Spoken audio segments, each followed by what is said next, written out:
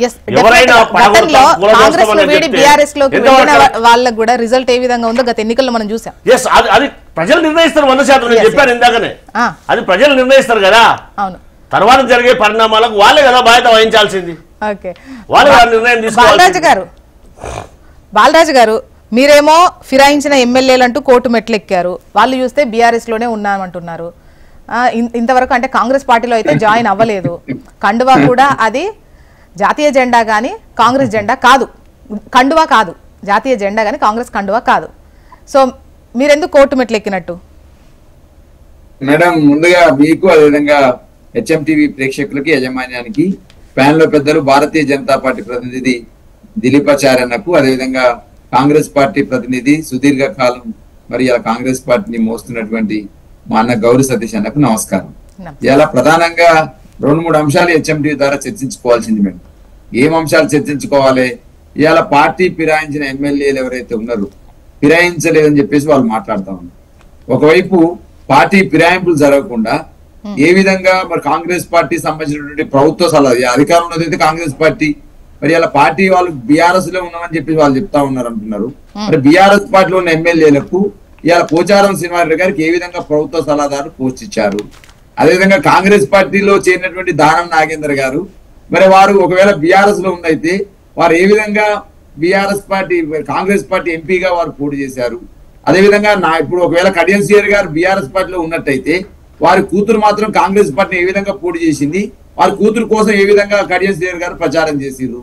అదేవిధంగా గాంధీ గారు ఒకవేళ బీఆర్ఎస్ పార్టీలో ఉన్నట్టయితే పిఎస్సి చైర్మన్ పదవిని ఎట్లా గాంధీ గారికి ఇవ్వగలిగినారు? ఈ విధంగా ఒకవేళ మీ బీఆర్ఎస్ పార్టీ వాళ్ళకి ప్రతిపక్ష పార్టీలకి పిఎస్సి చైర్మన్ ఇచ్చినట్టయితే ఏ విధంగా కేసీఆర్ గారు కన్సర్న్ లేకుండా ఇచ్చారు అనేది కూడా ఎన్ని అంశాలని స్పష్టంగా అంశం మీదకి వస్తాయి. బండ్ల కృష్ణమోహన్ రెడ్డి గారు ఒకవైపు ఏమో వారు వెళ్తారు, జూపల్లి కృష్ణారావు గారి సమక్షంలో కాంగ్రెస్ కండవ కప్పుకుంటారు, మళ్ళీ నేను వారు మాట్లాడతారు నేను బీఆర్ఎస్ లో ఉన్నానని చెప్పేసి మాట్లాడతారు. నియోజకవర్గ పార్టీ ఎమ్మెల్యేలు నియోజకవర్గంలో ఉన్నటువంటి గద్వాల ఎమ్మెల్యేగా ఉన్నటువంటి కృష్ణమోహన్ రెడ్డి గారు వారు ప్రజలేమో పార్టీ మారిందని చెప్పేసి వాళ్ళు ఆ పెద్ద ఎత్తున ఆందోళన చేస్తా ఉంటే మేమేమో పార్టీలో అని చెప్పేసి వీరు మాట్లాడుతూ ఉన్నారు. ఒకవేళ పార్టీలో ఉన్నట్టయితే ఈ మరి ఇవాళ సంవత్సరం మీద మరి సుమారు 2-3 నెలలు అయితా ఉంది. మరి ఇంతవరకు పార్టీ కార్యక్రమాలు హాజరు కావట్లేరు, పార్టీ పవన్ కు హాజరు కావట్లేరు, పార్టీ సంబంధించిన కార్యకర్తలు పట్టించుకుంటలేరు, పార్టీ సంబంధించిన అధినేతను కలిసట్లేరు, పార్టీ సంబంధించిన మా వర్కింగ్ ప్రెసిడెంట్ కలిసట్లేరు. మా పార్టీలో ఉన్నట్టయితే ఎందుకు వీళ్ళు కలవట్లేరు? ఇంకో అంశం గురించి చెప్తా ఉన్నాను. పోచారం శ్రీనివాసరెడ్డి గారు పార్టీ మారిన తర్వాతకి వారు పార్టీ మారలేదని మీరు అంటా ఉన్నారు.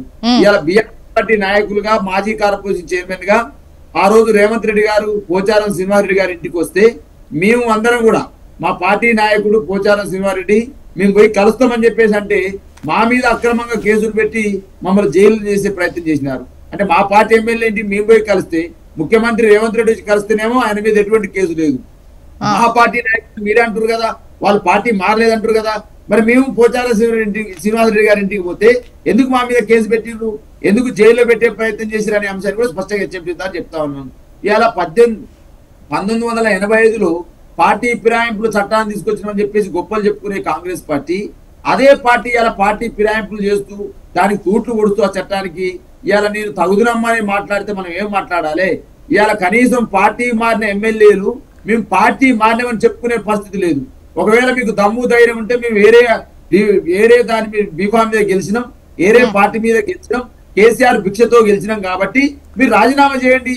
రాజీనామా చేసే దమ్ము ధైర్యం లేదు, పార్టీ మారినామని చెప్పుకునే దమ్ము. బాలరాజు గారు ఇప్పుడు పోనీ ఉప ఎన్నికకు ఇదయ్యా లేదంటే ప్రస్తుత పరిస్థితులతోన మొత్తానికి బీఆర్ఎస్ లోనే ఉన్నామని వాళ్ళు చెప్తున్నా కూడా.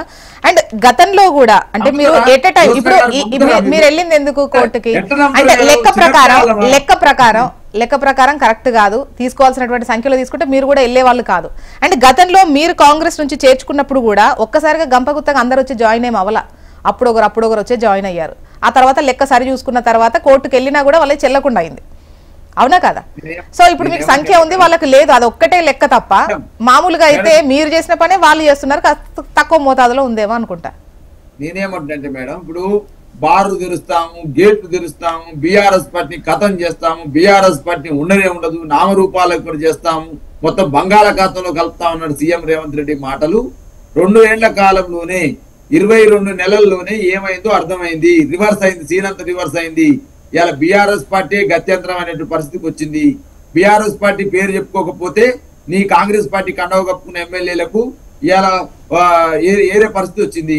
నేను ఏమంటే మేడం, ఒక ఇవన్నీ అంశాలు తెర మీద తీసుకొద్దాం. ఇవాళ ఈ మధ్య కాలంలో కోర్టు ఇచ్చిన తీర్పుల్ని మనం పరిగణలోకి తీసుకోవాల్సిన అవసరం ఉంది. మహారాష్ట్ర పరిణామాలని పరిగణలోకి తీసుకోవాల్సిన అవసరం ఉంది. సుప్రీంకోర్టు ఇచ్చిన గైడ్ లైన్స్ తీసుకోవాల్సిన అవసరం ఉంది.